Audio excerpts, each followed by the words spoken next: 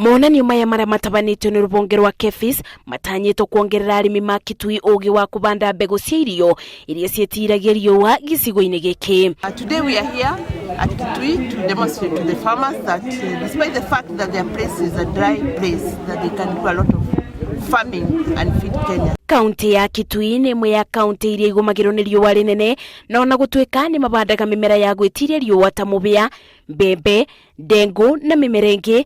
Ataaramu mokĩte nĩguo kũmonia ũrĩa mangĩbota kuongerera maketha ma mĩgũnda yao na njĩra ya kubanda mbegu ici iria ikumaretera maciaro maingĩ. We are also encouraged that we have various varieties now being put on that will be able to address food security. Nĩ imwe ya njĩra cia gũtigĩrĩra kũrĩ na mbũni ya irio bũrũri-inĩ na kũnyihia mũigana wa irio iria ciumaga nja wa bũrũri.